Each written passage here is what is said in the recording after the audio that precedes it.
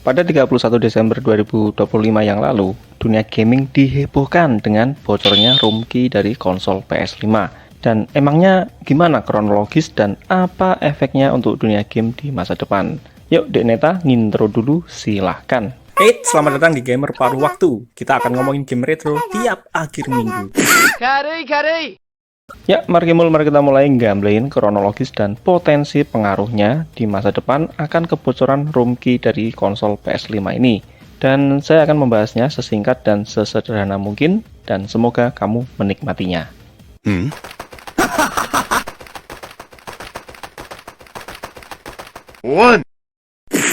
Pada 31 Desember 2025 yang lalu, pada saat itu komunitas hacking dan homebrew menemukan sesuatu yang sangat besar, yaitu dengan beredarnya room key dari konsol PS5 yang sampai membuat situs PS Dev Wiki dan beberapa server Discord dikunci demi privasi.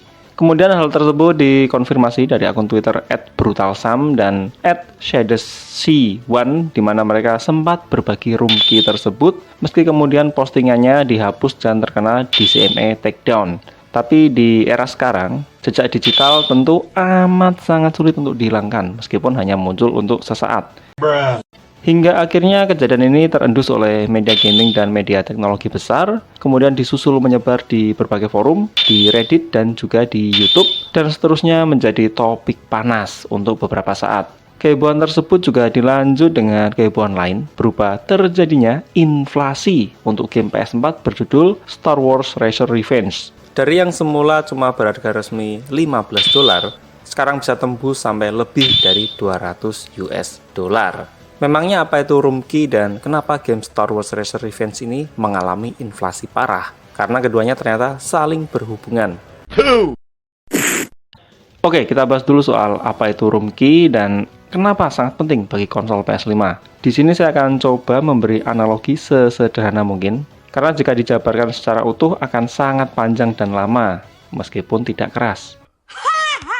Room key pada konsol game adalah kunci paling utama atau kuncinya kunci dari sebuah konsol game. Karena kunci ini dicetak langsung ke dalam chip APU secara permanen, secara fisik. Fungsi room key adalah untuk memverifikasi keaslian bootloader dari Sony saat PS5 pertama kali dinyalakan. Jadi anggaplah room key ini seperti KTP versi cetak dengan beragam data yang tertulis di sana, sehingga apa yang tertulis nggak bisa lagi diubah melalui update firmware atau software, dan kalaupun mau diubah harus dicetak ulang KTP-nya. Tapi bocornya room key ini bukan berarti otomatis langsung bisa membuat konsol PS5 untuk bebas diutak-atik. Tapi yang pasti bocornya room key ini akan membuka jalan untuk bisa mengutak-atik konsol PS5. Anggaplah seperti meski kita memiliki bukti kuat adanya perjudian, itu pun belum tentu para pelakunya bisa langsung ditindak saat itu juga. Nah, kurang lebih seperti itu. Beteloy. Kemudian jika kunci tersebut ditanam permanen di dalam chip APU, bagaimana cara mengetahui isi kuncinya? Nah, secara teknis setidaknya ada 3 metode untuk mengetahuinya, mulai dari melakukan exploit, kemudian akses ke firmware, maupun reverse engineering, yang tentu saja semuanya butuh waktu panjang tanpa kepastian dan butuh melibatkan tenaga banyak orang. Nah, disinilah disk game Star Wars Razor Revenge melakukan tugasnya. Maksud saya bisa digunakan sebagai pembuka jalannya. Sebagai game yang aslinya dirilis untuk konsol PS2, kemudian dirilis ulang untuk konsol PS4, maka untuk menjalankan disk game Star Wars Razor Revenge di PS5, maka konsol PS5 akan menggunakan fitur emulasi game PS2 yang sudah ada atau bawaan dari konsol PS5. Dan celah inilah yang dimanfaatkan oleh Gezin, ini nama penggunanya, yang memancing buffer overflow melalui file save game khusus bernama Masticore. Sederhananya, saat buffer overflow terjadi, pengguna bisa keluar dari fungsi emulasi game PS2 di konsol PS5, lalu melipir halus masuk ke dalam file sistem PS5.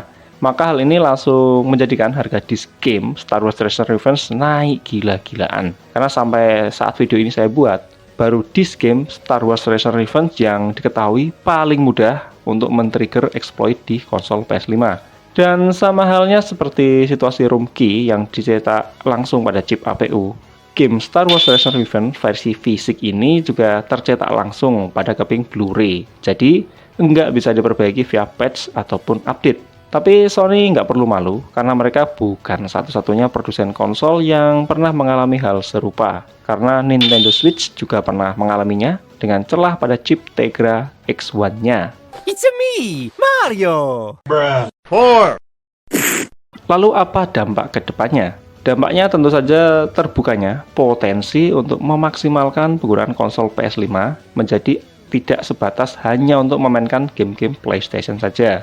Misalnya potensi memainkan game dari konsol lain dan game dari arcade melalui emulator buatan komunitas homebrew. Kemudian juga potensi menambah fitur-fitur yang nggak diberikan oleh Sony. Misalnya fitur untuk memainkan game berbayar secara online dengan private server tanpa perlu berlangganan PS Plus. Atau potensi menginstal OS lain di PS5, misalnya OS berbasis Linux, untuk membuat PS5 bisa berfungsi sebagai PC seperti pada era PS2 dan PS3 dulu. Terlebih, performa konsol PS5 ini sangat kuat, maka berpotensi bisa digunakan untuk keperluan produktivitas atau untuk memainkan game Steam di OS berbasis Linux. Misalnya seperti SteamOS yang juga berbasis Linux. Kemudian juga akan lebih mempermudah proses pembuatan emulator PS5 untuk PC karena adanya akses yang memudahkan mempelajari isi ROM key secara langsung, yang nantinya hal ini akan sangat membantu mempercepat proses reverse engineering untuk emulator PS5. Dan terakhir, tentu saja, potensi membuka lahan agraria untuk bercocok tanam di konsol PS5. Iya, maksudnya ini main game PS5 versi pertanian. Sampai saat ini Sony belum membuat pernyataan resmi perihal hal ini. Yang jelas Sony sudah melakukan DCMA takedown untuk tersebarnya ROM key PS5 pada publik. Dan yang paling mendesak, Sony harus segera merilis APU dengan ROM key terbaru untuk dipasang pada konsol PS5 produksi terbaru mereka. Dan juga merelakan APU lama yang sudah terpasang pada 80 juta unit konsol PS5 yang sudah terjual. Dan terakhir tentu saja Sony sebaiknya juga mulai memperbaiki layanan mereka supaya lebih berfokus pada kepuasan pengguna, bukan lagi berfokus pada kepuasan investor. Supaya saat PS5 nanti jadi lahan pertanian, para penggunanya tetap setia bertahan pada sisi terang dan menghindari konflik agraria. Nah, gimana pendapatmu? Apakah kamu akan berminat membeli konsol PS5 produksi saat ini? Ya, mumpung Sony belum memproduksi PS5 dengan APU yang versi revisi. Yuk sampaikan di komentar dan salam anti-subscription.